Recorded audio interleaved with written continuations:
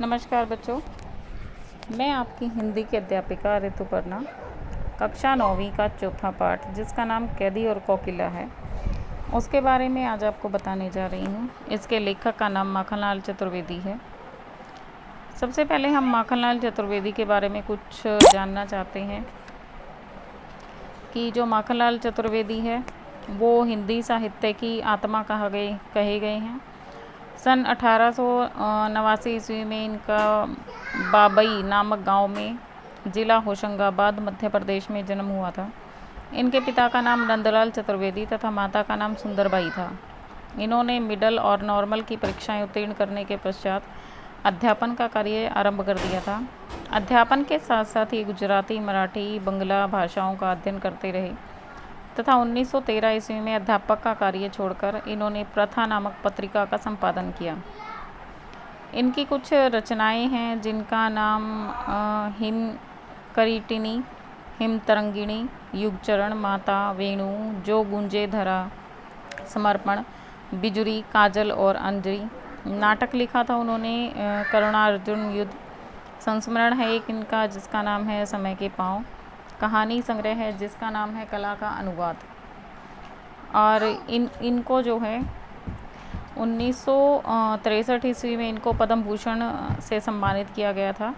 और इनके जो कवि हैं, इन कवि का जो देहांत है 1968 ईस्वी में हो गया था।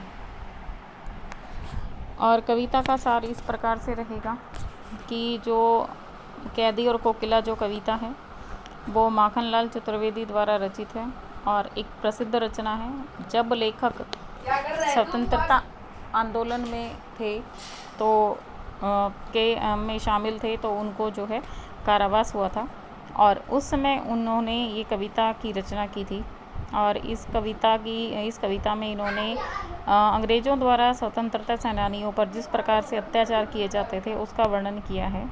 इसमें इन्होंने बताया है कि जेल में कैद कवि बाहर पेड़ पर बैठी गा रही कविता कोयल से उनके गीतों के बारे में, उनके छिपे संदेश के बारे में पूछता हुआ जेल की ऊंची काली दीवारों में डाकू, चोर और लुटेरों तथा कैद अपनी और अपने साथी स्वतंत्रता सेनानियों की व्यथा सुनाता हुआ कहता है कि उन्हें जेल में जीने हेतु पेट भर खाना भी नहीं दिया जाता। उनके जीवन पर दिन रात कड़ा पहरा लगा रहता है।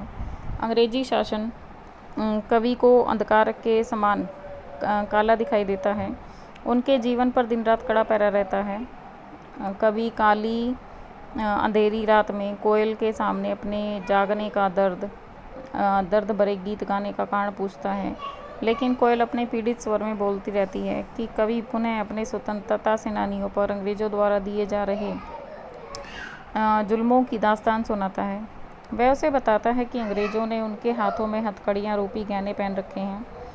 उनसे जेल में कोल्हू चलवाए जाते हैं, ईंट पत्थर तुड़वाए जाते हैं, चूना पिसवाया जाता है, दिन भर विभिन्न कार्य करवाए जाते हैं और स्वतंत्रता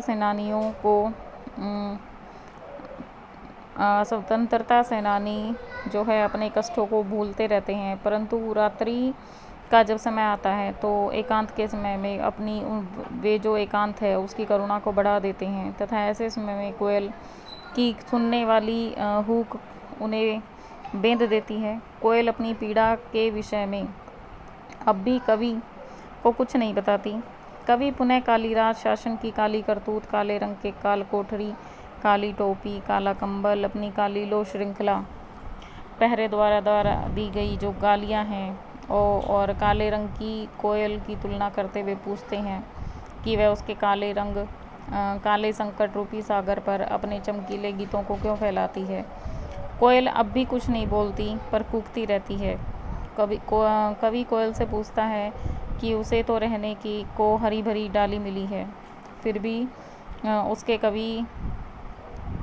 उसके नसीब में 10 फुट की छोटी सी कोठरी है। उसके गीतों की लोग प्रशंसा करते हैं जबकि उसका तो है रोना भी गुनाह माना जाता है। दोनों की स्थिति में ज़मीन आसमान का अंतर है, फिर भी वह क्यों अपनी रणभेरी बजा रही है। अंत में वह कोयल से पूछता है कि वह महात्मा गांधी के देश को स्वतंत्र कराने के व्रत को पूरा करने के लिए और क्या करें। अब जो यहाँ पर मैं आपको कविता की जो है व्याख्या करा देती हूँ। और आप इसको ध्यान से सुनेंगे। क्या गाती हो, क्यों क्यों रह जाती हो, कोयल बोलो तो क्या लाती हो, संदेशा किसका, कोकिल बोलो। ऊंची काली दीवारों के घेरे में, डाकू चोरों बटमारों के डेरे में, जीने को देते नहीं पेट भर खाना, मरने भी देते नहीं तड़प रह जाना। जीवन पर अब भी दिन रात कड़ा पहरा है, शासन है या तम का प्रभाव गहरा है। हिमकर निराश कर चला रात भी काली, इस पर काली मई माँ जागी क्यों आली। यहाँ पर जो कवि जो है कोयल को संबोधित करते हुए कहता है कि हे काली कोयल, तुम क्या गा रही हो, तुम कुछ समय कूक कर फिर चुप हो जाती हो और अपनी पूरी बात क्यों नहीं कह पाती, तुम तनिक गाकर फिर क्यों मौन हो जाती हो। हे कोयल, बोलो तुम अपने साथ किसका संदेश लाई हो और किसकी बात सुनाना चाहती हो। मैं ऊंची और काली दीवारों से घिरी जेल में बंद हूँ, जहाँ डाकू चोर और लुटेरों का डर है, डेरा है। मैं इन अपराधियों के बीच कैद हूँ। जेल अधिकारी मुझे जिंदा रहने के लिए पेट भर भोजन भी नहीं देते और ना मुझे मरने देते हैं। भाव यह है कि मैं जी भी नहीं पाता हूँ और ना ही मर पाता हूँ, केवल तड़पता रहता हूँ। मेरे जीवन पर अब दिन रात सख्त पहरा लगा हुआ है। पता नहीं ये अंग्रेजी शासन की व्यवस्था है या अंधकार का घना प्रभाव है। मेरे समझ में कुछ नहीं आ रहा। कुछ समय पूर्व चंद्रमा आकाश में उदित हुआ था, लेकिन वह भी अब मुझे निराश करके चला गया है। घनी काली और अंधेरी रात है। इस अंधेरी रात में हे सखी कोयल, तुम क्यों जाग रही हो, मुझे भी जागने पर मजबूर कर रही हो। भाव यह है कि भूख और अंग्रेजी शासन के अत्याचार के कारण कवि को नींद नहीं आ रही है। आगे जो पैराग्राफ है वो देखिए। क्यों हुक पड़ी वेदना बोझ वाली सी, कोयल बोलो तो क्या लुटा मृदुल वैभव की रखवाली सी। कोकिल बोलो तो क्या हुई बावली अर्धरात्रि को चीखी, कोकिल बोलो तो किस दावा नल की ज्वालाएं हैं दिखी, कोकिल बोलो तो।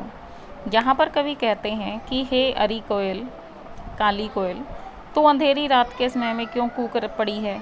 क्या तू भी किसी पीड़ा के बोझ के तले दबी पड़ी है। तुम मुझे बताओ कि तुम्हारी पीड़ा का बोझ क्या है, किसने तुम्हें यहाँ लूट लिया है। आधी रात के समय तुम क्यों जाग रही हो। हे कोयल, तुम तो कोमल वैभव की रक्षा करने वाली हो।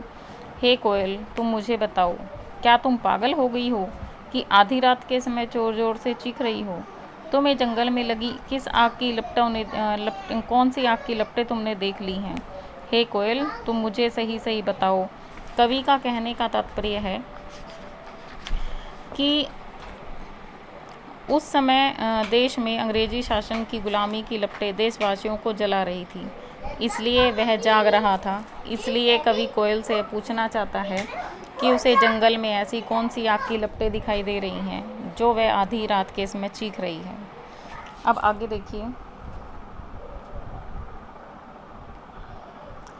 क्या देख न सकती जंजीरों का गहना, हथकड़ियाँ क्यों यह ब्रिटिश राज का गहना। कोल्लू का चर्रकचूं जीवन की तान, गिट्टी की उंगलियों ने लिखे गान।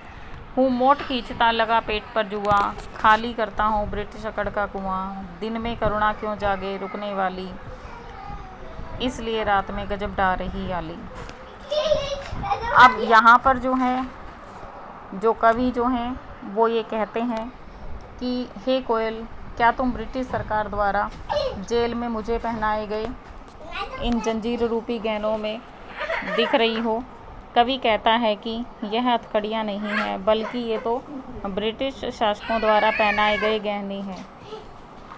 जब हम जेल में कोल्हू चलाते हैं और तेल निकालते हैं तो उसके चलने से चरकचूं की ध्वनि उत्पन्न होती है। यही आवाज़ तो हमारे जीवन की तान है। इससे हमें जीवन जीने का उत्साह प्राप्त होता है। यहाँ जेल में हमें ईंट पत्थरों को हथौड़ों से तोड़ना पड़ता है। इससे हमारे की उंगलियों पर जो चोट लगती है वस्तुतः वह चोट न होकर हमारे द्वारा लिखे गए गीत हैं। मैं यहाँ जेल में बैलों के समान छाती पर जुआ लगाकर जो पानी खींचता हूँ, उससे मैं अंग्रेज शासक की अकड़ का कुआं खाली करता हूँ। दिन भर में अनेक प्रकार के कामों में व्यस्त रहता हूँ। इसलिए दिन के समय दुख देने वाला और आँखों में आंसू लाने वाला करुणा का भाव नहीं जागता, परंतु रात के समय ये करुणा अत्यधिक दुख देती है और व्याकुल करती है। रात्रि के समय तो करुणा का भाव गजब ही ढा देता है। आगे इसमें जो कवि है वो ये कहते हैं, इस शांत समय में